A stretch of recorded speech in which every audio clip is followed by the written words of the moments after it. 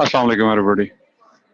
Well, this is Dr. Muzammil Liaquat Ali, and I'm here to talk to you today about inhibitors and types of inhibitors.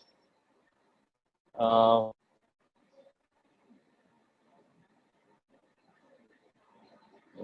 this is your lecture number 4 for this particular topic, that is enzymes, right? And here we go with the course context. Whatever that you just right. Enzymes. This is included in your final exam, right? 1 SCQ and 5 MCQs. Let's have a look on the course outline. Number 1, number 2, number 3 हम कर चुके हैं. Isozymes हम आखिर में करेंगे. Most probably doctor Yasir आपका ये लेक्चर लेंगे, क्लिनिकल इसके एंजाइम्स के लेक्चर, राइट. और आज हम जो करेंगे allosteric enzymes, biological significance at point number 5, right? और number 6 पे हम कल के हैं factors affecting the body. Number 7 पे है types of enzyme inhibitors and the biochemical input. आज इसमें इंशाल्लाह देखते हैं, right? Please make this very sure कि जो कोर्स कंटेंट्स में चीजें सिर्फ वही करेंगे हम, उससे ज्यादा उससे कम नहीं करेंगे, राइट. और यहाँ पे हम देखें नंबर 8 पे भी, ये भी हम इसमें देखेंगे mechanism of enzyme action and kinetics of enzymic activity, Michaelis Menten equation, और इसके साथ हम देखेंगे लाइन-वीवर-बर्क प्लॉट को, डेरिवेशन, राइट. लास्ट जो लेक्चर्स आपके जाएंगे मोस्ट प्रोबेबली उसमें regulation of enzymic activity number 9 पे, और नंबर 10 पे थेराप्यूटिक यूजेस जो हैं उनको हम कंटिन्यू करेंगे, right. Learning resources are the same, right, from the Lippincott chapter, sorry,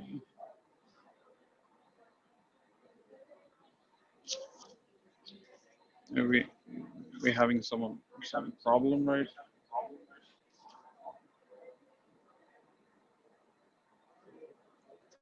All right.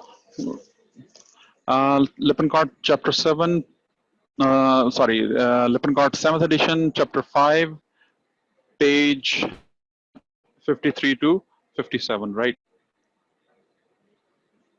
And of course, the most important thing is to have a look on the learning objects of today's session, right? You guys will be able to define and discuss some of the basic types of enzyme inhibitors and their biochemical importance, right? इसके साथ हम करेंगे in effects of competitive and non-competitive and uncompetitive inhibitors on enzyme activity, right? And the third one will be the allostatic enzymes and their biological significance, right? I repeat, if you guys have any query, any question, right? So you guys are open to some of your questions. Surely मैं उसको answer करूँगा यहाँ पे, ठीक है जी. Well,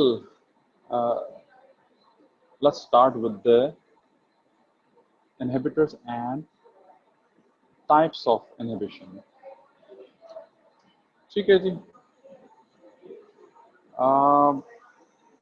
Inhibitors को अगर हम define करते हैं, inhibitors को अगर हम define करें तो enzymes को हम कुछ इस तरह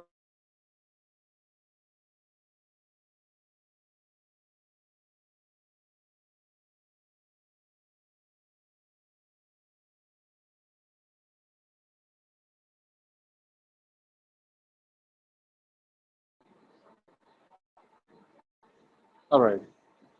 Inhibitors को हम define करते हैं. Inhibitors are basically the molecules that can limit or can create hindrance or can reduce the rate of reaction of any enzyme, right?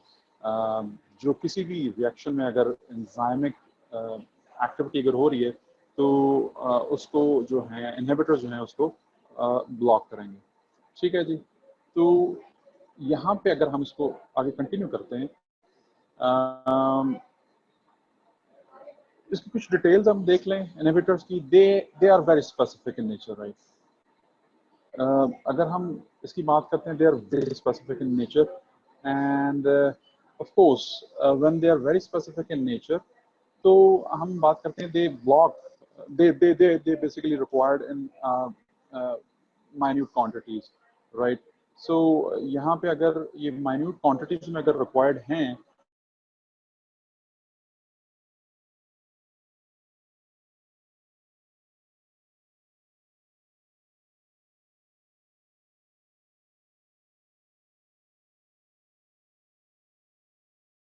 the structure of an enzyme, right? They basically block the enzyme. They just only block the enzyme. They do not destroy the structure of an enzyme. As you guys already know, the enzyme is made up of amino acids, right? Minute fluctuation or extremes of temperature, you can say extremes of there are multiple factors, right? आप उसको last lecture में कर चुके हैं। Temperature हो सकता है, substrate concentration हो सकता है, मे बी पीएच हो सकता है। They can denature the enzymes, right, और the structure of an enzyme. तो अल्टीमेटली वो क्या करेगा, वो प्रॉब्लमेटिक होगा for the normal working of an enzyme, right? So inhibitors can act as a drug or the poisons, right? In CNS, some of the common drugs we use in our daily routine, in some of the patients, right, with neurological deficits, हम वहाँ पे inhibitors use करते हैं। आगे इनकी detail आएंगी तो इंशाल्लाह इसको डिस्कस करेंगे, right? Let's proceed to the types of inhibitors. Inhibitors को हमने define कर लिया, basically they are the chemicals that reduces the rate of enzymic reaction. कोई भी reaction हो रहा है जिसमें enzyme participate कर रहा है, inhibitors आते हैं तो वो rate को decrease कर देते हैं, right, reduce कर देते हैं। ठीक है। अब इसकी types की बात कर लेते हैं। Types, there are two main types, right, of inhibitors. The first one is the reversible inhibitors. Reversible का क्या मतलब होगा? Of course, they can be reversed. अगर ये bind करते हैं, if uh, these particular enzymes are bounded with any of the structure, right? So यहाँ पे क्या हो रहा है? तो they are, they bound to an enzyme or a substrate maybe. लेकिन ये क्या करेगा आगे? परमानेंटली इसको ऑक्यूपाई नहीं करेगा अपनी जो साइट जिस पे ये बाइंड करेगा। वो कौन सी साइट है उसको आगे हम देखते हैं ये कहाँ पे बाइंड करते हैं। ठीक है। इसकी फर्दर कैटेगरीज हैं। अगर हम उसको कैटेगरीज को देख सकें कि इसको हमने फर्दर इनहिबिटर्स को हमने फर्दर डिवाइड किया हुआ है आगे फर्दर कैटेगरीज में, लाइक द कंपैटिटिव इनहिबिशन और the inhibitors, non-competitive inhibition and uncompetitive inhibition। ठीक है जी। इसमें अगर हम इसको कंटिन्यू करते हैं, कंपैटिटिव का मतलब क्या? कंपीट करता है। ठीक है जी। वो इनहिबिटर जो कि अपनी अपनी अपनी अपनी प्रेजेंस शो करने के लिए दे बेसिकली क्या करेगा? They are reversibly attached to the enzyme with either the covalent interactions, maybe the hydrophobic interaction or maybe the ionic interactions. ये multiple weak bonds जो हैं between the inhibitor and the active site of an enzyme, जब ये combine होके सारी चीजें, सारी forces मिलती हैं, they produce a very strong and specific binding। ठीक है जी। ये competitive के लिए, competitive compete करता है, they compete with the substrate। एक enzyme पे either a substrate can be attached or the inhibitor, right? So we can say the inhibitor's action in this very case is directly proportional to the concentration of the inhibitor. Of course, अगर inhibitor आप डाल रहे हैं तो उसकी affinity towards the enzyme to bind at the active site वो ज्यादा है, तो वो bind कर देगा और substrate को bind नहीं होने देगा. And in this very case, competitive inhibitors की case में they are structurally similar or they resemble to the substrate structure. ठीक है जी. नॉन कंपैटिटिव की तरफ आते हैं. नॉन कंपैटिटिव इनहिबिटर्स, यहाँ पे आगे ब्रैकेट में आपको नजर आ रहा है रेज केम ओनली और the lowers V max only in case of non competitive inhibition. आपको नजर आ रहा है यहाँ पे the lowers the V max, right. ठीक है. ये आगे हम देखेंगे जब ये टॉपिक हम इसको वाइंड अप करेंगे तो वहां पे ये डिटेल में चीजें आपको, यहाँ पे अगर चीजें याद रह जाएं ओके फाइन, नो वरीज, हम इसको एंड पे डिटेल में इसको इंशाल्लाह वाइंड अप जरूर करेंगे. ठीक है. ये आपको पता चल जाएगा कि ये क्यों लिखा हुआ. ठीक है. Let's proceed with the non competitive inhibition. Non competitive inhibition, they are the basically the non-competitive inhibition में या inhibitor के केस में क्या होता है, it inhibits by binding irreversibly to the enzyme but not at the active site. compete नहीं कर रहा है किसी एक साइट के लिए. ठीक है. enzyme पे active site के अलावा और भी बहुत सारी साइट्स हैं, but in order to get attached to the structure of an enzyme वो एक्टिव साइट के लिए compete नहीं करता. ये इनहिबिटर, नॉन कंपैटिटिव इनहिबिटर जो हैं वो क्या करते हैं, they basically um, uh, they bind irreversibly to the enzyme but not at the active site.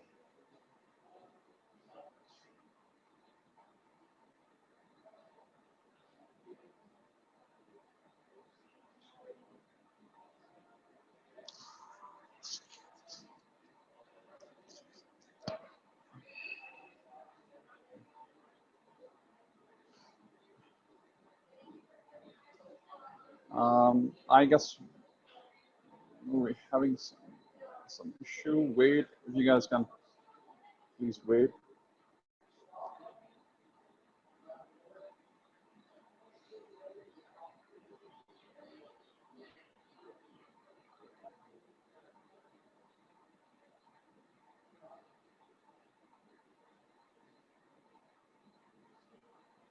All right. I'm sorry for the interruption. Right.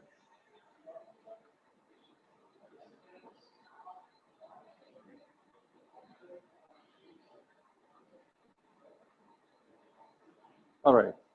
हम यहाँ पे थे टाइप्स ऑफ इनहिबिटर्स की बात कर रहे थे. राइट. रिवर्सिबल इनहिबिटर्स की बात की हमने. रिवर्सिबल में कैटेगरीज देखी हमने. कंपैटिटिव जो compete करते हैं, ठीक है, with at the active site of an enzyme, right? Either the substrate can bind or either the inhibitor can bind to the active site. Non-competitive inhibitor के लिए यहाँ पे आपके पास क्या है, they do not compete with the active site. They basically it inhibits by non-competitive inhibition के लिए ये है कि it inhibits by binding irreversibly to the enzyme. ठीक है. इसको आगे हम कंटिन्यू कर रहे हैं, इसको देखते हैं. Right. The third one is the uncompetitive inhibition. Uncompetitive inhibition के लिए in this very case uncompetitive inhibition या inhibitor क्या करता है, this inhibitor binds only in this case कि एंजाइम और सबस्ट्रेट कॉम्प्लेक्स हमारे पास ऑलरेडी बना हुआ हो. Right.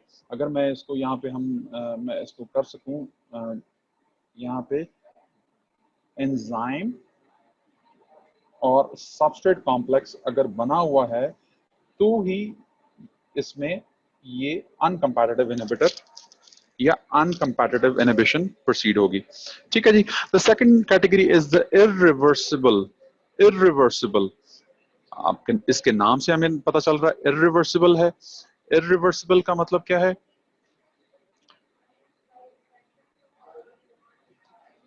Basically bind with the active site. और एक्टिव साइट में आपको पता है क्या है, अमाइनो एसिड्स हैं, अमाइनो एसिड्स के फंक्शनल ग्रुप्स हैं. they basically, the irreversible inhibitors basically combine with the functional groups, or the groups of the amino acid at the active site, the irreversibly or permanently, right? ठीक है जी, ये permanently bind करेंगे और ये उसके साथ उससे डिटैच नहीं होंगे. ठीक है जी, इसको भी कैटेगराइज किया हुआ हमने कंपैटिटिव इनहिबिटर्स, इरिवर्सिबल इनहिबिटर्स को हमने फर्दर कैटेगराइज किया हुआ है कंपैटिटिव में और एलोस्टेरिक में. ये कंपैटिटिव, अगेन कंपैटिटिव ये compete करेगा टू अ पर्टिकुलर साइट, लेकिन ये बाइंडिंग, ये बॉन्डिंग जो होगी वो परमानेंट होगी. सॉरी, compete करेगा परमानेंटली, इसके लिए एक्टिव साइट के लिए compete करेगा और irreversibly बाइंड कर जाएगा, परमानेंटली बाइंड कर जाएगा. और allosteric, allosteric is basically, allosteric site से है. Allosteric site is basically another site other than the active site on an enzyme. आगे इसको देखते हैं, elaborate कर इंशाल्लाह इसको इसी सेशन में इसको करेंगे, इसको डिटेल में देखते हैं.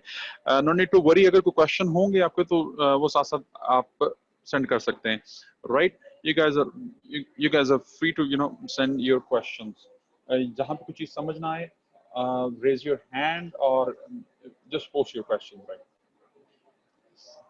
इरिवर्सिबल इनहिबिटर्स की कुछ एग्जांपल्स आप देख लें. पेस्टिसाइड्स हैं, नर्व गैसेस हैं, राइट? ऑर्गेनोफॉस्फेट एक बड़ी कॉमन एग्जांपल है, राइट? ठीक है जी. अभी हम सिर्फ एक ओवरव्यू पे चल रहे हैं, इनकी डिटेल जो है हम आगे कंटिन्यू कर रहे हैं, right? Let's start with the reversible inhibitors. Reversible inhibitors, these inhibitors attach to an enzyme with different types of bondings, right? Like the hydrogen bonding, hydrophobic interactions, ionic bonds, or maybe the covalent bonds, right? Non covalent interaction, right? हम एक चीज reversible के लिए हमें याद रखना है, एक चीज कि नॉन कोवलेंट इंट्रैक्शंस हैं. नॉन कोवलेंट का मतलब क्या है कि टेम्पररी वीक लिंकेजेस होंगी, वीक बॉन्डिंग होंगी. ठीक है, इसी वजह से तो हम इनको रिवर्सिबल इनहिबिटर्स कह रहे हैं. ठीक है, ये आपने मेक श्योर करना है कि इसमें नॉन कोवलेंट इंट्रैक्शंस हैं जी. Non covalent interactions such as hydrogen bonding, hydrophobic interaction, may be the ionic bonding. ठीक है, और जब ये मल्टीपल वीक बॉन्डिंग जब इकट्ठी होती हैं, they combine to produce a strong and specific binding, right? तो ये परमानेंट नहीं है, रिवर्सिबल है. ठीक है, इसकी आगे हम फर्दर हमने कैटेगरीज डिस्कस की थी. कंपैटिटिव इनहिबिटर्स की तरफ चलते हैं. ठीक है जी, competitive inhibitors, no need to worry. यहाँ पे आप जहां जहां कंपैटिटिव इनहिबिशन की बात आ रही है, यहाँ पे इस तरह की कुछ चीज आपको नजर आएगी, रेज केएम ओनली. ये आगे लाइन वीवर बर्ग प्लॉट एक टॉपिक आ रहा है, हम उसमें इसको कवर करेंगे. ठीक है जी, इसको आगे कंटिन्यू करते हैं. कंपैटिटिव इनहिबिशन, ऑलराइट जी. I need your attention on your screen, right? आप जरा देखिए एंजाइम, यहाँ पे हमारे पास एक एंजाइम है, राइट? यहाँ पे अगर रिएक्शन में एंजाइम के साथ सबस्ट्रेट अगर बाइंड करता है तो ये रिएक्शन प्रोसीड होता है और एंजाइम सबस्ट्रेट कॉम्प्लेक्स बना लेता है. ठीक है जी, इस एंजाइम के पास एक ही एक्टिव साइट है, एक ही साइट है. ठीक है, और ये सबस्ट्रेट जो हमारे पास है, ये एक ही साइट, वो एक्टिव साइट जो है उसके लिए compete कर रहा है. ठीक है, ये सबस्ट्रेट जो है या कंपैटिटिव इनहिबिशन में, this compete with the substrate molecule for active site on an enzyme. ठीक है, एंजाइम के ऊपर एक एक्टिव साइट है, उसके लिए compete कर रहा है. या तो इनहिबिटर बाइंड कर सकेगा या सबस्ट्रेट बाइंड कर सकेगा. यहाँ पे हम देखें नीचे की तरफ रिएक्शन में, inhibitor I donated I, right? यहाँ पे आई के साथ अगर एंजाइम बाइंड करता है, इनहिबिटर के साथ बाइंड करता है, तो एंजाइम इनहिबिटर कॉम्प्लेक्स बना देता है. ठीक है जी, इसके पास कंपैटिटिव इनहिबिशन में एक ही ऑप्शन है, वो क्या है? एंजाइम क्या करे? बाइंड करे विद द इनहिबिटर और विद द सबस्ट्रेट, कोई और साइट अवेलेबल नहीं है। ऑलराइट, यहाँ पे रिएक्शन एंजाइम सबस्ट्रेट कॉम्प्लेक्स अगर बनता है तो ऑफ कोर्स रिएक्शन प्रोसीड करता है। एंजाइम की डेफिनेशन में आपने देखा है these molecules do take part in a reaction but consume नहीं होते हैं, वो एंड पे आपके पास दोबारा से अवेलेबल है। और ये आपके पास यहाँ पे अगर देखते हैं तो प्रोडक्ट आपके पास मिल गई है। ठीक है, ये कंपैटिटिव इनहिबिशन है। कुछ इसकी जो डिस्क्रिप्शन है वो देख लेते हैं। These inhibitors or type of inhibitors compete with the substrate molecule for the active site. ठीक है जी। The inhibitor, the action is proportional to its concentration, of course। अगर इसकी कंसंट्रेशन, इनहिबिटर की कंसंट्रेशन एक ही अवेलेबल साइट है जिसके लिए either the substrate या इनहिबिटर बाइंड कर सकता है, उन दोनों ने कंपीट करना है, तो ऑफ कोर्स अगर जिसकी कंसंट्रेशन ज्यादा होगी वो बाइंड कर जाएगा। ठीक है जी। एंड ये पहले भी हम डिस्कस कर चुके हैं। The structure of inhibitors, competitive inhibitors में, कंपैटिटिव इनहिबिशन में resemble with the substrate structure closely, दोनों का स्ट्रक्चर रिजेंबल करता है। ठीक है, यही डिफरेंस, ये जो कुछ डिस्क्रिप्शन में जो चीजें देखी, ये आपको एंड में भी हम देखेंगे, जहां पे एक इंपॉर्टेंट टॉपिक आपका एग्जाम पॉइंट ऑफ व्यू से आएगा, difference between competitive inhibition and non competitive inhibition. वहां पे हम ये डिस्क्रिप्शन जो है, ये जो 3 लाइनें हैं जो हम यहाँ पे कर चुके हैं, ये दोबारा आएंगी। ठीक है जी। आगे चलते हैं नॉन कंपैटिटिव इनहिबिशन की तरफ। नॉन कंपैटिटिव इनहिबिशन के लिए अगर हम देखते हैं, these type of inhibitors basically not influenced by the substrate concentration। उसकी रीजन क्या है? उसकी रीजन सिंपल सी ये है कि they do not compete with the substrate, right? ठीक है, they do not compete, ठीक है, बट कुछ एक्टिव साइट के लिए ये कंपीट नहीं कर रहे होते। ओके, मेक दिस श्योर कि ये इरिवर्सिबली बाइंड तो हो रहे हैं, लेकिन ये क्या कर रहे हैं? एक्टिव साइट के लिए कंपीट नहीं कर रहे हैं। यहाँ पे अगर इसकी इलस्ट्रेशन में हम देखें, यहाँ पे एंजाइम है हमारे पास, राइट। एंजाइम के साथ मल्टीपल ऑप्शन हमारे पास यहाँ पे। नॉन कंपैटिटिव, नॉन कंपीट नहीं कर रहा, कुछ और किसी और जगह पे ये अटैचमेंट हो रही है। ठीक है, यहाँ पे हम देखें एंजाइम के साथ, आपका एंजाइम के साथ अगर इनहिबिटर लगाते हैं तो एंजाइम इनहिबिटर कॉम्प्लेक्स बन गया। एंजाइम इनहिबिटर कॉम्प्लेक्स के बाद अगर इसमें सबस्ट्रेट ऐड करते हैं तो यहाँ पे एंजाइम इनहिबिटर सबस्ट्रेट कॉम्प्लेक्स बन गया। एंड अगर एंजाइम इनहिबिटर सबस्ट्रेट कॉम्प्लेक्स में से अगर आप इनहिबिटर रिमूव कर देते हैं तो आपके पास दोबारा से एंजाइम सबस्ट्रेट कॉम्प्लेक्स वापस मिल गया। ठीक है जी। और अगर एंजाइम सबस्ट्रेट कॉम्प्लेक्स आगे प्रोसीड करता रिएक्शन तो एंजाइम आपको वैसे मिल जाएगा, रिकवर हो जाएगा और आपका प्रोडक्ट आपको मिल जाएगा। यही रिएक्शन अगर यहाँ पे देखें, एंजाइम के साथ अगर सबस्ट्रेट मिल रहा है, डायरेक्टली अगर मिल रहा है, एंजाइम के साथ सबस्ट्रेट मिल रहा है तो ऑफ कोर्स आपको एंजाइम सबस्ट्रेट कॉम्प्लेक्स बन जाएगा। दोनों चीजें कंबाइन हो रही हैं, कॉम्प्लेक्स बन रहा है।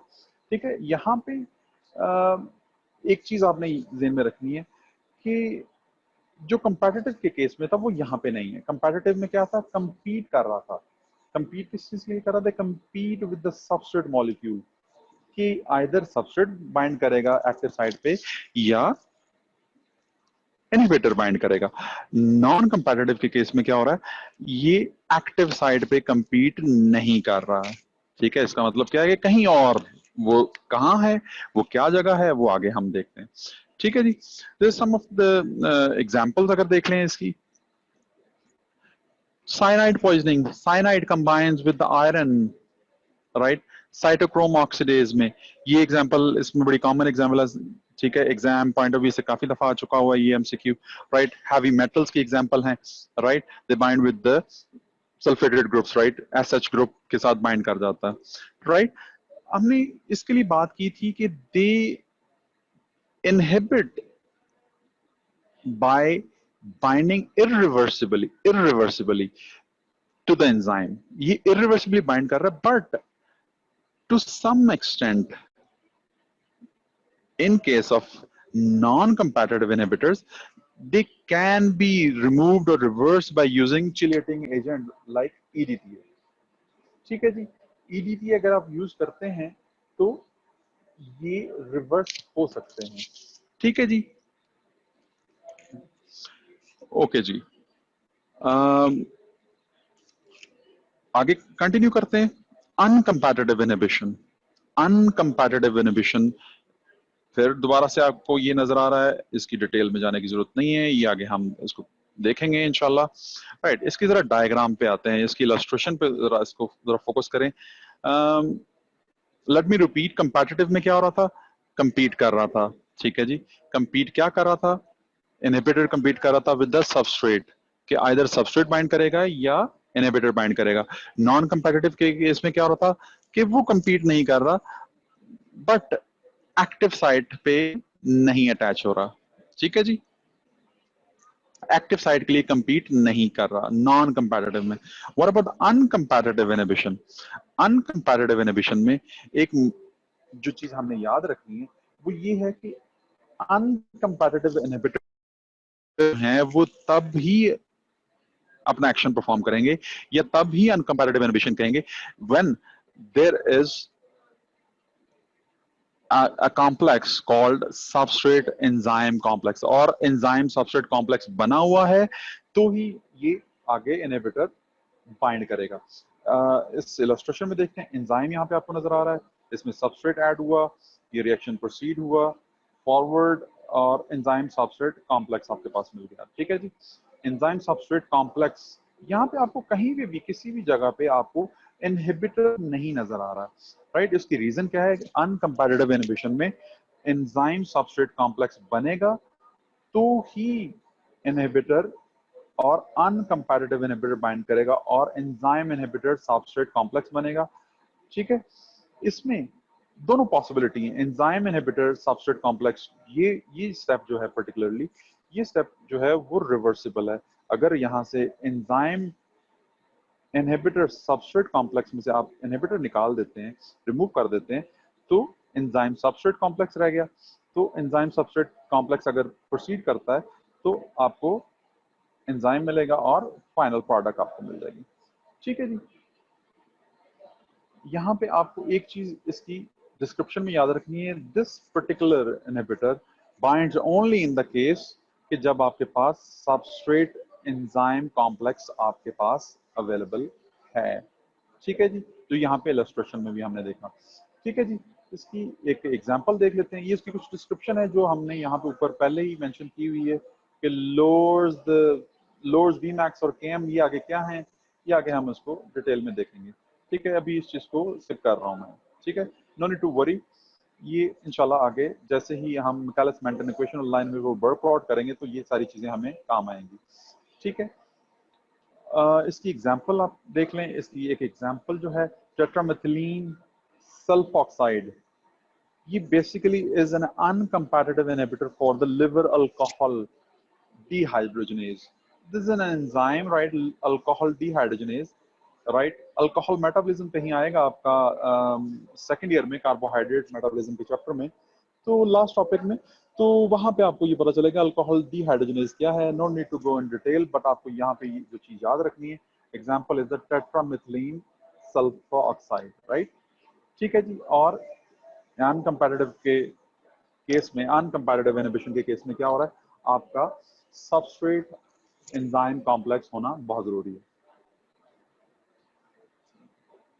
अदरवाइज ये बाइंड नहीं करेगा, अनकंपैटिटिव इनहिबिटर बाइंड नहीं करेगा। ठीक है जी, ओके।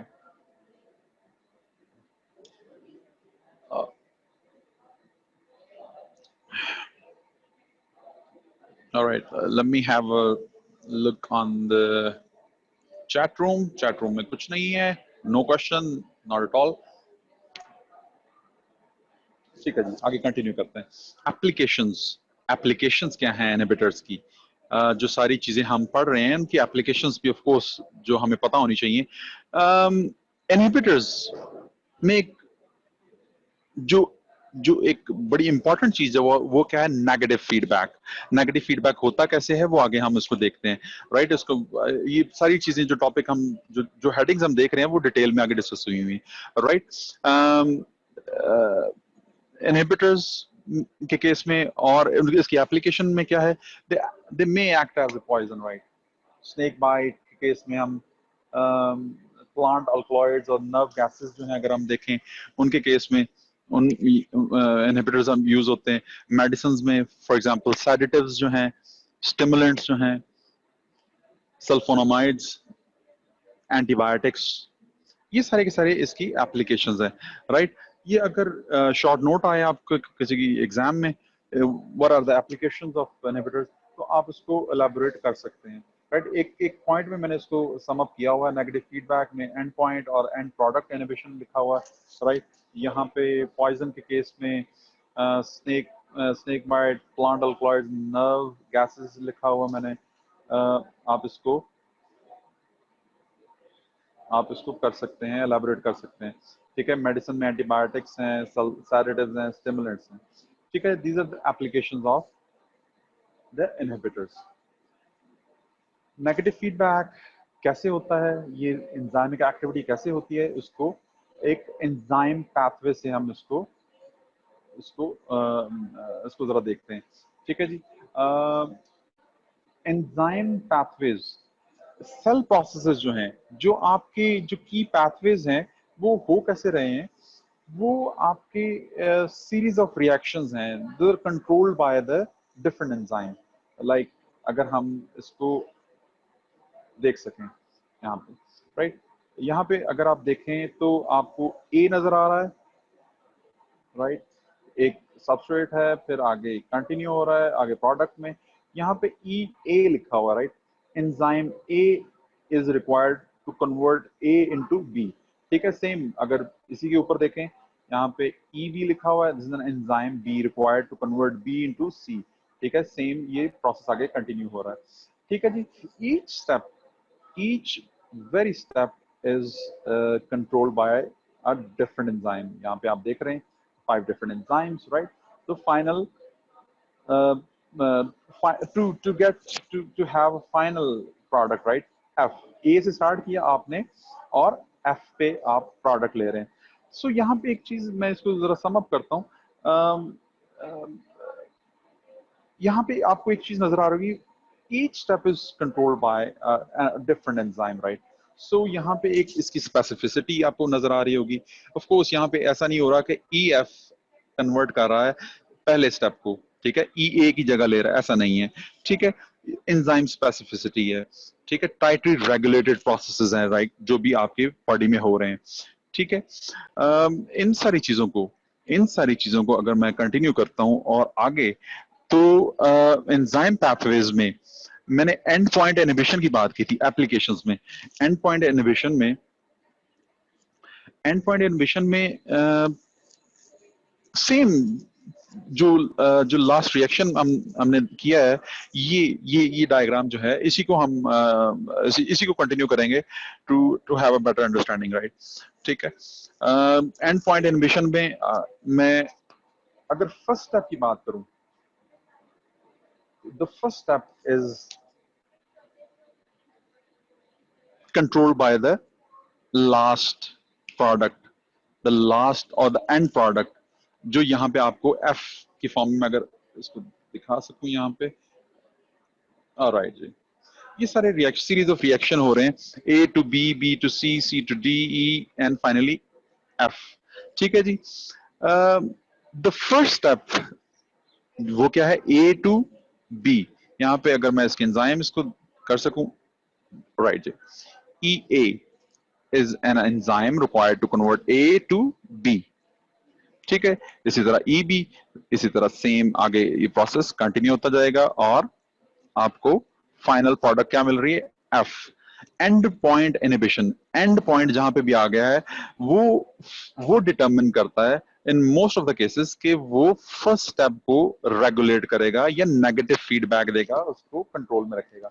इससे क्या आप चीजें ले सकते हैं, एक कुछ चीजें समराइज आप कर सकते हैं कि every product is tightly controlled, tightly regulated.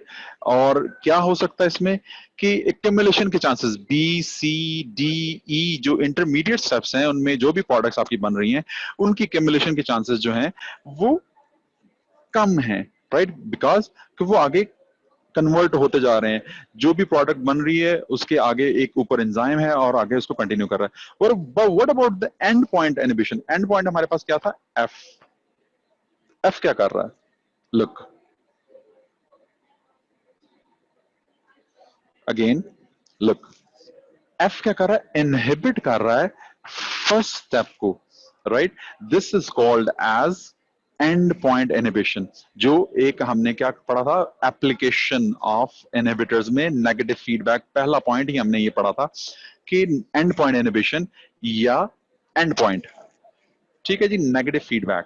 ये नेगेटिव फीडबैक इस तरह से देता है कि first step is controlled by the end product of a given reaction, के फाइनल उसकी जो भी प्रोडक्ट आएगी वो फर्स्ट स्टेप को कंट्रोल करेगी।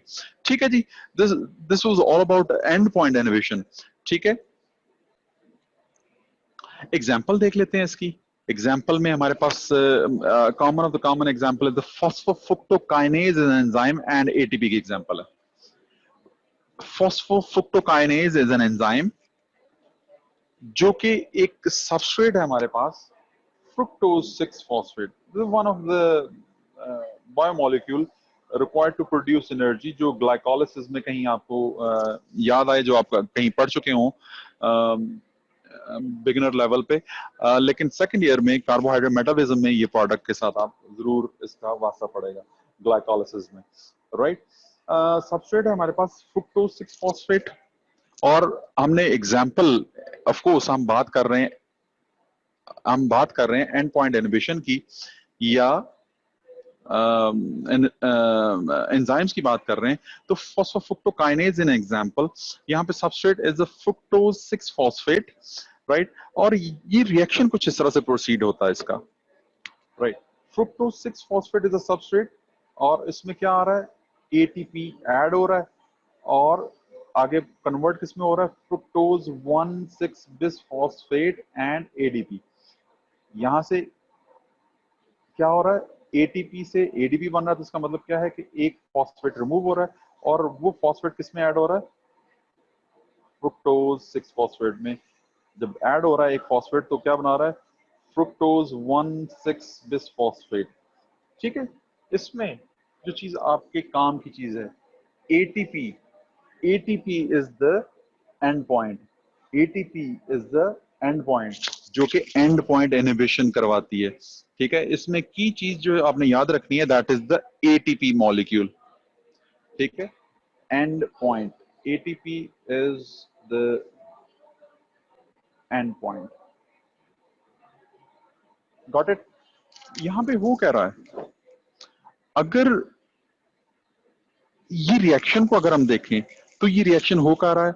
ये सेल्स में आपके हो रहा है, रेस्पिरेशन पाथवेज में, in order to produce the energy, right? You know, in conventional pathways of glucose metabolism और ग्लूकोज ऑक्सीडेशन के जो कन्वेंशनल पाथवे, ये सेकंड ईयर की कुछ डिटेल्स है, no need to go in details, लेकिन ये डिटेल्स इस वजह से बता रहा हूं कि ये रेस्पिरेटरी पाथवेज में आपके यूज हो रहा है, ये एंजाइम और ये सबस्ट्रेट, और ये फिर आगे फाइनल प्रोडक्ट बन रही है। एटीपी की बात करते हैं, and product is the end product of respiration. जो आपका जो भी एनर्जी यील्ड के लिए आप बायोमोलिक्यूल्स ले रहे हैं, उसका and product is the ATP, right? इसी रिएक्शन को आगे मैं ATP is the end point के हेडिंग के साथ इसको मैं कंटिन्यू कर रहा हूं। The end point is the ATP. अगर बॉडी में एटीपी अवेलेबल है, अगर एम्पल अमाउंट में एटीपी अगर अवेलेबल है, तो इसका क्या मतलब है कि ये क्या करेगा? एंजाइम जो है, इसका इंपैक्ट क्या आएगा? Enzyme will remain as inhibited, ये इनहिबिट रहेगा, राइट? एक्टिवेटेड फॉर्म में नहीं आएगा, क्योंकि ये जो पाथवे हमने पढ़ा है पीछे, ये जो पाथवे है, ये पाथवे, दिस पर्टिकुलर पाथवे, ये एनर्जी प्रोड्यूस करने के लिए पाथवे, ग्लाइकोलाइसिस का एक स्टेप है, एनर्जी प्रोड्यूस कर, एटीपी प्रोड्यूस करने के लिए।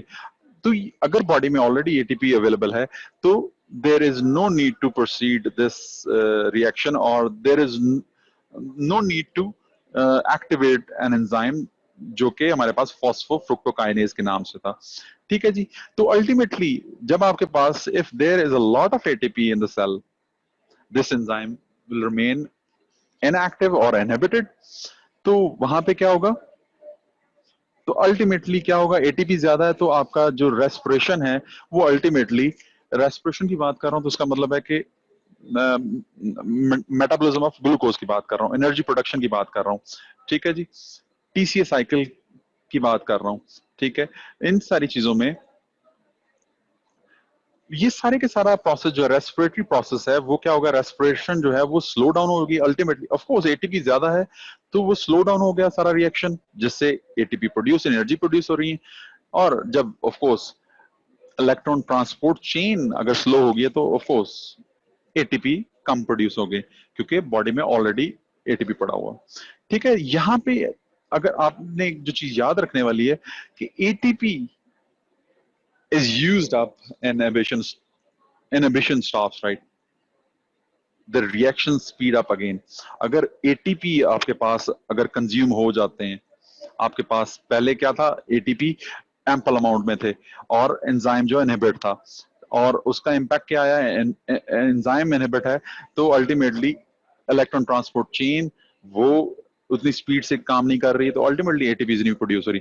दूसरा सिनेरियो क्या है कि अगर एटीपी जो है आपके कंज्यूम हो गए हैं, अगर एटीपी कंज्यूम हो गए तो अल्टीमेटली क्या हो रहा है कि ये इनहिबिशन जो है वो अल्टीमेटली क्या होगी, वो रुक जाएगी और रिएक्शन क्या होगा, वो स्पीड अप हो जाएगा और एटीपीज आपकी बॉडी में प्रोड्यूस होना शुरू हो जाएंगे। ठीक है जी, ये एक एग्जांपल है एंड पॉइंट इनहिबिशन में, जो हमने यहाँ पे इसको, इसकी प्रॉपर्टीज में जो मेन चीज थी वो हमने एंड पॉइंट इनहिबिशन के साथ इसको वाइंड अप किया। There's some of the very interesting illustrations, आपको मजा आएगा इसमें,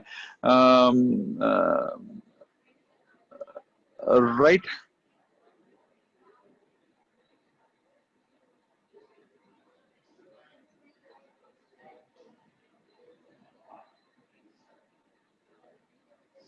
alright, okay, Usman, you had a question, sir. Shouldn't it be EE in place of EF, right? Usman, let me have look on your concern. आप क्या कह रहे हैं? All right, all right, all right, all right. No problem, no problem. Usman, अगर ये में भी typing error हो सकता है, नो वरीज, ठीक है, वेरी कर सकता है, एंजाइम का नाम वेरी कर सकता है, ये just an example, right?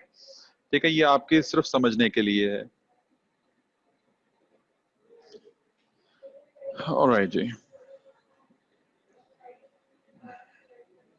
Alright, next topic is the, in fact the next section heading is the allosteric inhibition. Allosteric irreversible, make the sure कि irreversible है। यहाँ पे कुछ मजे की इलस्ट्रेशन आ रही हैं। आपको जो इलस्ट्रेशन जो नजर आ रही है उसमें आपको नजर आ रहा होगा, ऑलराइट जी, एक एंजाइम नजर आ रहा है आपको, राइट, येलो कलर में एंजाइम है, एक सबस्ट्रेट है, ठीक है जी, सबस्ट्रेट भी आपको नजर आ गया। ऑलराइट जी, एक्टिव साइट की एक हेडिंग है और एक एलोस्टेरिक की हेडिंग है। एक्टिव साइट में अगर एरो से शो करूं तो active site is somewhat here, जहां पे सबस्ट्रेट बाइंड करता है विद एन एंजाइम, ठीक है जी। और एलोस्टेरिक इनहिबिशन में, एलोस्टेरिक इनहिबिशन में क्या हो रहा है कि एलोस्टेरिक साइट एक और साइट अवेलेबल है other than the active site, ठीक है, वो क्या है, एलोस्टेरिक साइट, जो कि आपको यहां पे नजर आ रही है, ठीक है। एलोस्टेरिक इनहिबिशन है क्या, कैसे होती है, ये आगे हम इसको कंटिन्यू करते हैं, ठीक है। एलोस्टेरिक का मतलब क्या है, एलोस्टेरिक मींस अनदर साइट, यही हम देख रहे हैं। लुक, ये इलस्ट्रेशन पे आए, ये एंजाइम आपके पास है, एंजाइम के बाद एंजाइम के ऊपर क्या है, एक्टिव साइट है, ठीक है जी।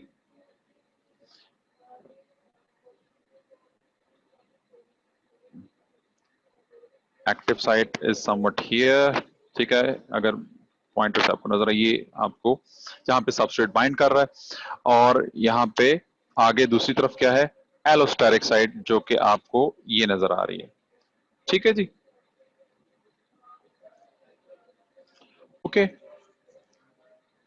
ये इसका काम क्या है, ये काम कैसे करता है, इसका मैकेनिज्म क्या है, इसके लिए एंजाइम को हमें देखना होगा। एंजाइम हैव और सच एंजाइम, और इनमें क्या हो रहा है कि दो रिसेप्टर साइट्स हैं, ठीक है। वो रिसेप्टर साइट्स कौन कौन सी हैं, एक आपको पता है कौन सी है, active site, and the second one is the allosteric site, ठीक है जी। एक्टिव साइट, यहां पे अगर हम देखें switching off mechanism, allosteric regulators की बात करूं, मॉड्यूलेटर्स की बात करूं, इनहिबिटर्स की बात करूं, रेगुलेटर्स की बात करूं, तो this is same thing, right, ठीक है। The appropriate word is a modulator, right, they can up regulate और डाउन रेगुलेट। डाउन रेगुलेटर की बात करूं या मॉड्यूलेटर का कोई टर्म यूज करूं, this is the same thing, right, ठीक है, इससे कंफ्यूज नहीं होना आपने। इनहिबिटर जो है, allosteric inhibitor binds to the or fits into the allosteric site, ये क्लियर है। यहां पे अगर देखें तो एलोस्टेरिक साइट हमने ये कही थी, और ये था हमारे पास एक्टिव साइट, ठीक है। ये एंजाइम का स्ट्रक्चर ऑफ कोर्स हमें पता है, ये आके हमारे पास बाइंड किया again the inhibitor, right, allosteric inhibitor, ठीक है। अगर हम इसको इनहिबिटर मॉलिक्यूल, ये इनहिबिटर मॉलिक्यूल आके अटैच हुआ विद द एलोस्टेरिक साइट, ठीक है। And on the active site, active site पे आपके पास क्या हो रहा है, सबस्ट्रेट बाइंड करेगा, ठीक है जी। जब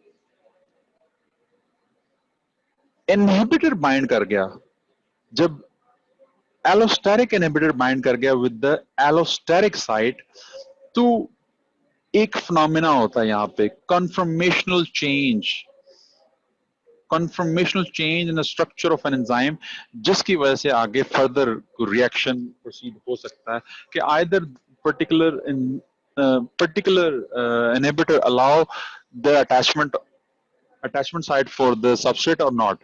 तो यहाँ पे क्या इनहिबिटर के केस में क्या हो रहा है, मैं मॉड्यूलेटर की बात करूं और उसमें इनहिबिटर की बात करूं या डाउन रेगुलेटर की बात करूं, तो यहाँ पे अगर इनहिबिटर बाइंड कर गया, डाउन रेगुलेटर बाइंड कर गया यहाँ पे एट द एलोस्टेरिक साइड, तो क्या है कि ऑफ कोर्स यहाँ पे आपको इसका स्ट्रक्चर देखें सबस्ट्रेट का, ये मैच नहीं कर रहा है with the active site. Of course substrate can not fit at the active site, ठीक है, ये सबस्ट्रेट है, और ऑफ कोर्स जब कन्फर्मेशनल चेंज नहीं, इसका स्ट्रक्चर ही चेंज नहीं हुआ, तो ऑफ कोर्स आपका सबस्ट्रेट उसके साथ बाइंड नहीं कर रहा है।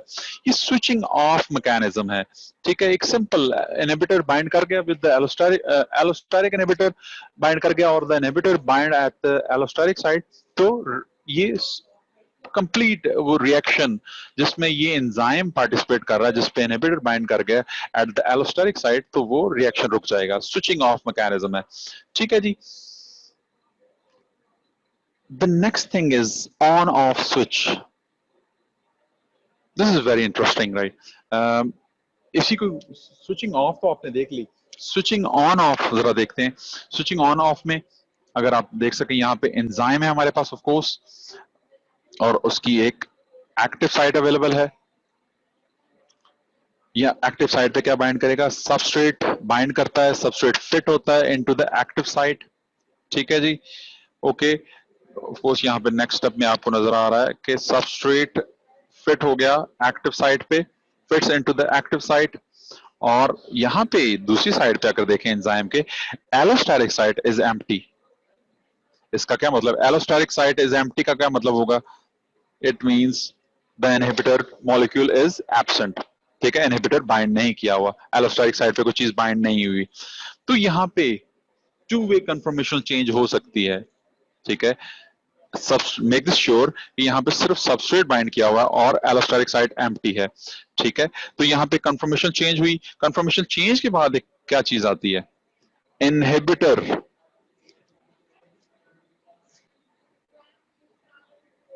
ठीक है, ये रिएक्शन ऑफ कोर्स प्रोसीड कर सकता है आगे। एंजाइम सबस्ट्रेट कॉम्प्लेक्स बना हुआ है। अगर पहले केस में देखें, अगर हम यहां तक देखें, यहां तक देखें तो ये एंजाइम सबस्ट्रेट कॉम्प्लेक्स बना है, allosteric site is empty, inhibitor molecule is absent, तो ऑफ कोर्स रिएक्शन प्रोसीड करेगा तो एंजाइम आपको मिल रिकवर हो जाएगा और प्रोडक्ट आपको मिल जाएगी, राइट। लेकिन एक और मजे की चीज यहाँ पे होती है, वो क्या है कि इनहिबिटर अगर बाइंड कर देता है, inhibitor binds into the allosteric site. Allosteric site कौन सी है, ये आपको नजर आ रही है विद एरो, राइट। और यहाँ पे हम ये इनहिबिटर मॉलिक्यूल अगर लगा देते हैं, ठीक है, तो इसका इम्पैक्ट क्या आता है, इसकी इसका इसका इसका क्या चेंज क्या आता है कि of course the opposite side जो है, यहाँ पे आपको पता है, यहाँ पे ये कौन सी साइट है, एक्टिव साइट। और एक्टिव साइट पे क्या बाइंड करना है, सबस्ट्रेट। तो क्या होगा, कंफर्मेशन चेंज ही नहीं आई है, उसने स्ट्रक्चर इनहिबिटर ऑलरेडी बाइंड हुआ है। तो दूसरी तरफ क्या है कि यहाँ पे एक्टिव साइट जो वो सपोर्टेड नहीं है फॉर द सबस्ट्रेट मॉलिक्यूल, और substrate can not fit into the active site. ठीक है जी, ऑफ कोर्स देख आप, you can see on your screens, यहाँ पे सबस्ट्रेट जो है वो अवेलेबल है, बट एंजाइम में कंफर्मेशन चेंज नहीं आई, उसके स्ट्रक्चर में चेंज नहीं आई to receive the to provide the attachment site for the substrate molecule. ठीक है जी, तो ये ऑन ऑफ स्विच मैकेनिज्म जो है कि अगर इनहिबिटर नहीं लगा हुआ तो रिएक्शन प्रोसीड कर जाता है to produce the product, right. और अगर यहाँ पे इनहिबिटर लग गया एट द एलोस्टेरिक साइट, तो क्या हो रहा है, वो कंफर्मेशन चेंज नहीं आ दे रहा, जिसकी वजह से सबस्ट्रेट ने बाइंड करना है एट द एक्टिव साइट और रिएक्शन प्रोसीड नहीं होता। ठीक है जी, इसी चीज को कंफर्मेशन चेंज को चेंज इन शेप से हम इसको डिस्कस करते हैं। When an inhibitor is present, अगर हम बात करें इनहिबिटर अगर अवेलेबल है तो क्या होता है, और ये इनहिबिटर जो है ये अपनी एलोस्टेरिक साइट के साथ बाइंड कर गया, that in this very case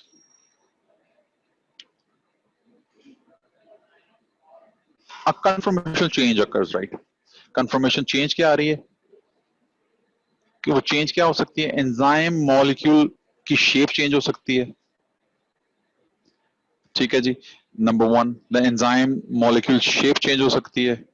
number two is the active site of a substrate change हो सकती है। ठीक है, ऑफ कोर्स टू रिसीव, वो अलाउ करेगा कि आगे सबस्ट्रेट अटैच करना है या नहीं करना। ठीक है जी, ओके जी। ये कंफर्मेशन चेंज की कुछ डिटेल्स हैं। यहाँ पे हमने चेंज इन शेप से हमने इसको डोनेट किया था, conformation change, change in shape. ठीक है जी, यहाँ पे एक छोटी सी चीज जो आपको याद रखनी है कि अगर इनहिबिटर अगर प्रेजेंट है, it fits into the site और एलोस्टेरिक साइट, तो ये क्या हो रहा है, इनहिबिटर मॉलिक्यूल यहाँ पे, यहाँ की बात कर रहा हूँ कि यहाँ पे अवेलेबल है, तो अल्टीमेटली क्या हो रहा है, कंफर्मेशन चेंज आ रही है।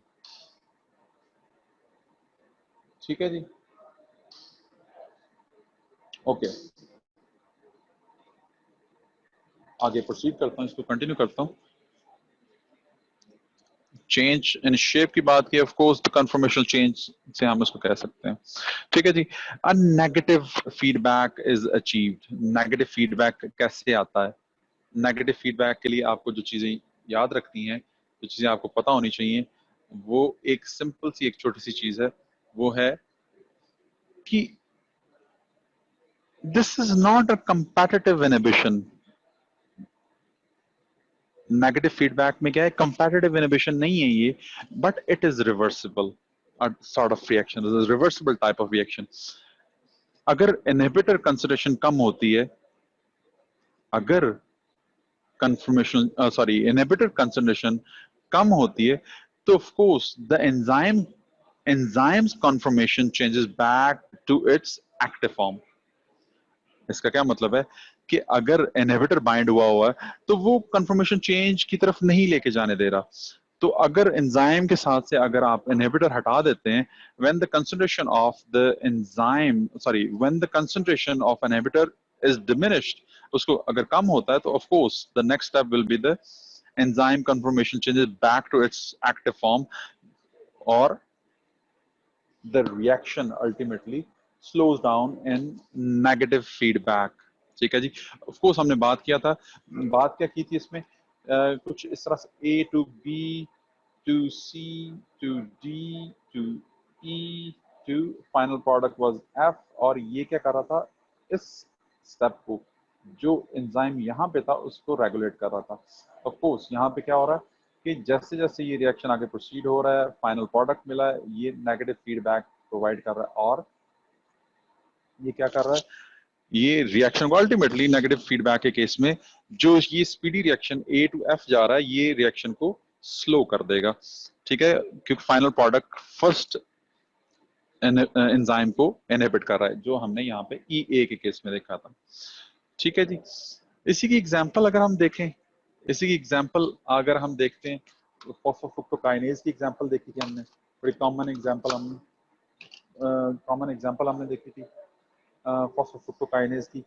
Phosphofructokinase, in this particular enzyme phosphofructokinase पे क्या है, an active site for fructose 6 phosphate molecule. हमने यही बात की थी, fructose 6 phosphate के साथ क्या बनता है, fructose 6 phosphate के साथ क्या बनता है, ATP बाइंड करता है तो क्या बनता है, ADP बनाया था क्योंकि एक फॉस्फेट ले लिया था, और fructose 1,6 bis phosphate. ठीक है, ये मॉलिक्यूल बना था. अब यहाँ पे इस रिएक्शन को प्रोसीड करवाने के लिए जो एंजाइम था वो था फॉस्फोफ्रुक्टोकाइनेज. उस फॉस्फोफ्रुक्टोकाइनेज के लिए हम देख रहे हैं this particular enzyme and got an active site for fructose 6 phosphate. fructose 6 phosphate के लिए एक्टिव साइट है to bind with another phosphate group. ठीक है, इसके ऊपर क्या है, आपके पास क्या मिल रहा है, एक एक्टिव साइट है for the fructose 6 phosphate molecule to bind with the another phosphate, कि इसके साथ एक phosphate अटैच हो सकता है, and it has an allosteric site for ATP molecule जो कि इनहिबिटर के तौर पर भी एक्ट करता है. फ्रुक्टोज 6 फॉस्फेट फॉस्फोफ्रुक्टोकाइनेज के ऊपर क्या है, एक एक्टिव साइट है. ठीक है, फॉस्फोफ्रुक्टोकाइनेज एन एंजाइम जिसके ऊपर एक एक्टिव साइट है, जिसके ऊपर एक सबस्ट्रेट क्या था, फ्रुक्टोज 6 फॉस्फेट, वो बाइंड करता है, राइट. और उसके ऊपर एक एलोस्टेरिक साइट है जिसपे आप बाइंड कर सकता है एटीपी, जो कि इनहिबिटर के तौर पे एक्ट करता है. हमने ये बात की थी, एम्पल अमाउंट में एटीपी अवेलेबल है तो रिएक्शन और एंजाइम जो एक्टिवेट नहीं होता, रिएक्शन प्रोसीड नहीं करता. Okay, when the cell consume a lot of ATPs, उसका रिजल्टेंट हमें क्या मिलता है, the level of ATP in the cell will be low, right. When, अगर आप बात करते हैं लो एटीपी की, कि सेल ने कंज्यूम कर ली, बॉडी ने आपने कंज्यूम कर ली, तो जब अवेलेबल नहीं है, लो लेवल ऑफ एटीपीज हैं, तो ऑफ कोर्स उसका मतलब क्या है कि फॉस्फोफ्रुक्टोकाइनेज के ऊपर जो एलोस्टेरिक साइट है, जो allosteric site is very specific for the ATP binding, तो वो एटीपी बाइंड नहीं कर रहा, राइट. अगर आप एटीपी की बात करते हैं, जब एटीपी बाइंड नहीं कर रहा, तो enzymes conformation changes, enzymes conformation और शेप चेंजेस, और एक्टिव साइट क्या करता है, एक्सेप्ट करता है सबस्ट्रेट को. ऑफ कोर्स एक इनहिबिटर उसके ऊपर बाइंड नहीं कर रहा है, एलोस्टेरिक साइट पे बाइंड नहीं कर रहा, तो आप नेक्स्ट क्या कहते हैं कि उसके ऊपर क्या बाइंड करेगा, एक्टिव साइट पे सबस्ट्रेट बाइंड कर जाएगा. ओके, फॉस्फोफ्रुक्टोज का फाइनल प्रोडक्ट जब हम बात करते हैं, ATP production, the etc cycle और इलेक्ट्रॉन ट्रांसपोर्ट चेन में क्या हो रहा है, this particular etc accelerate and ATP builds up in the cell. जब ये सारा रिएक्शन हो रहे हैं to produce the energy, तो of course ATP is the end product, final product बन रही है. ATP आपके पास दोबारा आ रही है, ATP की कंसंट्रेशन रेज कर रही है आपके पास. जब ATP की कंसंट्रेशन बॉडी में रेज कर रही है, इसका क्या मतलब है कि more ATPs are available जो कि बाइंड कर सकती हैं विद द एलोस्टेरिक साइट, और एलोस्टेरिक साइट ऑलरेडी अवेलेबल है एट द फॉस्फोफ्रुक्टोकाइनेज एंजाइम के ऊपर। ठीक है, जैसे ही एलोस्टेरिक साइट पे एटीपी बाइंड करता है तो इसका मतलब क्या है कि ample amount of ATPs are available. Body क्या है, गुड स्टेट में, गुड एनर्जी स्टेट में है, तो आपका फिर से एंजाइम कन्फर्मेशनल चेंज में आएगा और क्या होगा, stop accepting the substrate molecule. Substrate क्या था हमारे पास, फ्रुक्टोज 6 फॉस्फेट मॉलिक्यूल, जो सबस्ट्रेट था वो नहीं ले रहा, और जब वो नहीं ले रहा तो इसका मतलब यह है कि आगे उसको फर्दर उसको प्रोसीड नहीं करवाया जा रहा in order to produce the energy.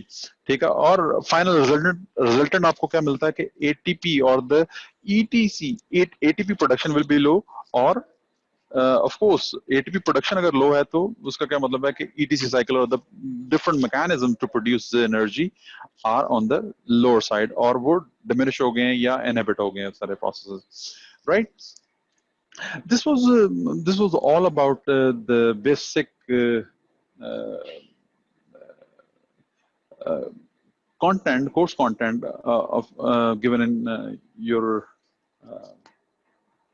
curriculum, कि जिसमें आपको कुछ चीजें जो जो आपको पता होनी चाहिए थी, जो आपको टॉपिक में हैं, उनमें ऑफ कोर्स एलोस्टेरिक एंजाइम और उनके बायोलॉजिकल सिग्निफिकेंस आपको पता होना चाहिए, कि switch on off mechanism, negative feedback mechanism आपको पता होना चाहिए, राइट। और उसके साथ आपको टाइप ऑफ इनहिबिटर्स की हमने बात की थी, रिवर्सिबल और इरिवर्सिबल इनहिबिटर्स, उनकी बायोकेमिकल इंपॉर्टेंस की बात की हमने, राइट, कि नर्व गैसेस में यूज हो रहे हैं, सम ऑफ द न्यूरोलॉजिकल डेफिसिट्स में हम उनको यूज कर रहे हैं, राइट। और फिर हमने कोर्स कंटेंट में नंबर 7 पे है, I am pretty sure number 7 पे है, effects of comparative, non comparative और अनकंपैरेटिव inhibitors on the enzymic activity. ये इनकी डिटेल जो हम, वो जो ब्रैकेट में आपको कुछ चीजें जो आपको नजर आ रही थी, वो अभी इसमें नहीं किया, इस सेशन में नहीं हो सकी, ऑफ कोर्स प्लान भी नहीं था, क्योंकि ये सारी चीजें नेक्स्ट लेक्चर में ही जाने वाली हैं, तो हम उसको इंशाल्लाह उसको मैं वाइंड अप करेंगे, लेकिन आपको जो चीजें इस स्टेज पे भी पता होनी चाहिए, वो एलोस्टेरिक इनहिबिशन का पता होना चाहिए, एलोस्टेरिक साइट्स का पता होना चाहिए, ऑन ऑफ मैकेनिज्म पता होना चाहिए आपको, ठीक है, कंफर्मेशन चेंज क्या होती है, नेगेटिव फीडबैक क्या होता है, उसकी एग्जांपल फॉस्फोफ्रुक्टोकाइनेज में एटीपी की एग्जांपल देनी है आपने, ठीक है, जो एटीपी एक्ट एज इनहिबिटर, और उसका सबस्ट्रेट आपको पता है ग्लूको फ्रुक्टोज 6 फॉस्फेट, ठीक है, ये आपको पता होना चाहिए। इसी तरह से जो एग्जाम पॉइंट ऑफ व्यू से जो इंपॉर्टेंट क्वेश्चंस हैं वो क्या है, पॉसिबली क्वेश्चंस क्या है, टाइप्स ऑफ इनहिबिटर्स, रिवर्सिबल और रिवर्सिबल, और फिर हमने रिवर्सिबल में further, as you already know, हमने फर्दर कैटेगराइज किया हुआ था कंपैरेटिव, नॉन कंपैरेटिव और अनकंपैरेटिव में, और इसी तरह इरिवर्सिबल इनहिबिटर्स को फर्दर हमने कैटेगराइज किया था कंपैरेटिव और एलोस्टेरिक में, ठीक है। कुछ बेसिक डेफिनेशंस पता होनी चाहिए, कुछ बेसिक मैकेनिज्म पता होना चाहिए, जो difference between comparative, non comparative and uncomparative, वो पता होना चाहिए, और उनका effect on the line Weaver Burk plot, और और उसके साथ एंजाइमिक एक्टिविटी पे इन इनहिबिटर्स का क्या इम्पैक्ट है, वो आगे इंशाल्लाह हम इसको इंशाल्लाह कंटिन्यू करेंगे। Thank you for your patience. Of course we're done with the lecture. अगर कोई क्वेश्चन क्वेरी है तो please you're more than welcome, right? No questions. We had a question in last session. Let me have a review.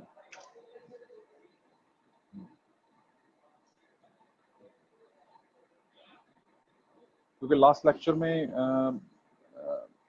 Meeting close होते होते होने के साथ ही मैं कुछ क्वेश्चन जो है वो देख सकता था, जिनके आंसर नहीं उस टाइम पे देखे, क्योंकि मीटिंग एंड हो गई हुई थी, तो मैं जरा क्वेश्चन देख लूँ कौन से थे आपने पोस्ट किए हुए।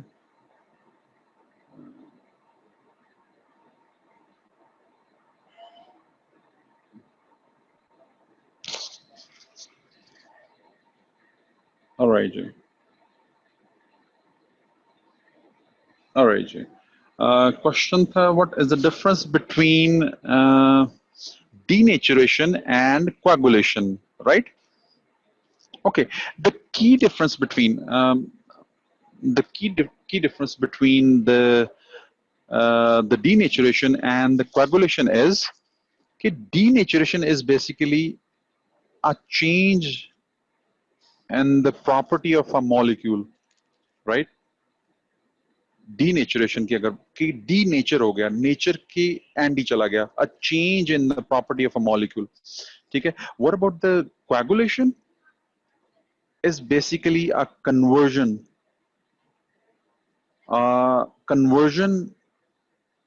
of a liquid state molecule into a semi-solid or solid structure, right? अगर कुछ semi-solid structure में कोई चीज जा रही है, solid में जा रही है from a liquid, तो ये हम coagulate, हम बात करते हैं egg proteins coagulate हो गई, egg proteins की coagulation की example लेते हैं, liquidy portion होता है जब हम उसको boil करने से पहले हमारे पास egg है, लेकिन जैसे हम उसको heat देते हैं तो वहां पे क्या हो रहा है, coagulate हो जाती हैं proteins, right? Of course, side by side denaturation भी हो रही थी, but the key difference between the denaturation and the coagulation is कि denaturation में change in the property of a molecule वो हो रहा है, जबकि coagulation में सिर्फ state change हो रही है from a liquid to a solid or maybe a semi-solid. ठीक है जी? Hope this will be the answer to your question, right? Sir,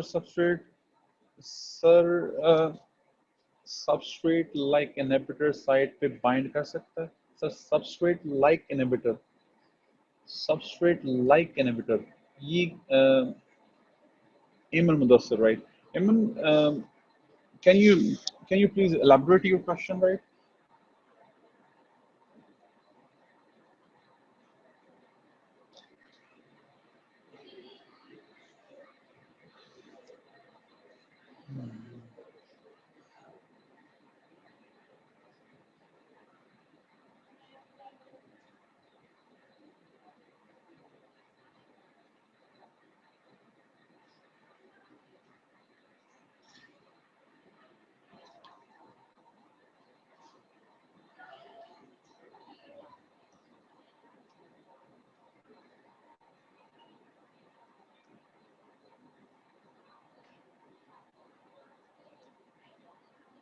जी, कोई क्वेश्चन है, किसी और को क्वेश्चन है, किसी चीज को कुछ समझ नहीं आई तो प्लीज बताएं.